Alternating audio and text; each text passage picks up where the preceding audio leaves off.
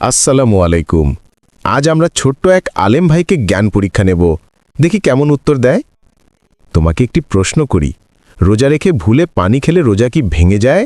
না হুজুর, ভুলে খাওয়া দাওয়া হলে রোজা ভাঙে না, এটা আল্লাহর পক্ষ থেকে রিজিক।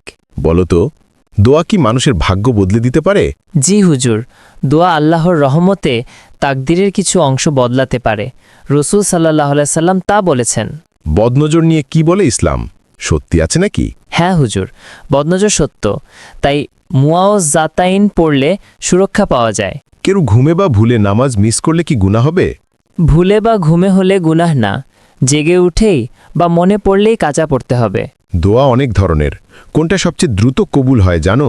মায়ের জন্য দোয়া হুজুর, মায়ের দোয়া খুব দ্রুত কবুল হয়।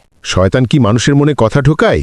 জি, এটাকে ওয়াসওয়াসা বলে, আর আউজুবিল্লাহ পড়লেই শয়তান পালিয়ে যায়। কারো গুনাহ বেশি হলে কি আল্লাহ তাকে ক্ষমা করবেন? অবশ্যই, বান্দা যদি সত্যিকারের তওবা করে আল্লাহ সব গুনাহ মাফ করে দেন। একটা কমন প্রশ্ন, জোরে হাসলে অজু নষ্ট হয়? নামাজের ভিতরে জোরে হাসলে নামাজ নষ্ট হয়, অজু নয়। নামাজের বাইরে হাসলে কিছুই হয় না। তুমি বলো তো, রাতে কোন দোয়া পড়লে ফেরেশতা পাহারা দেয়? আয়াতুল কুরসি হুজুর, এটা খুব শক্তিশালী সুরক্ষা। জান্নাতে যেতে কোন সহজ আমল জানো?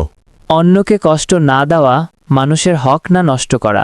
ইসলাম অনুযায়ী সবচেয়ে বড় দান কোনটা? যে দান ডান হাত করে আর বাম হাত টের পায় না, অর্থাৎ গোপন দানই সর্বোত্তম। মানুষের মধ্যে সবচেয়ে সম্মানিত কে?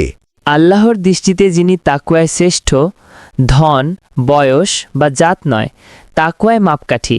বড় হওয়ার মানে কি সবসময় বেশি জানা? না হুজুর, জ্ঞান বয়সে নয়, শেখার আগ্রহে।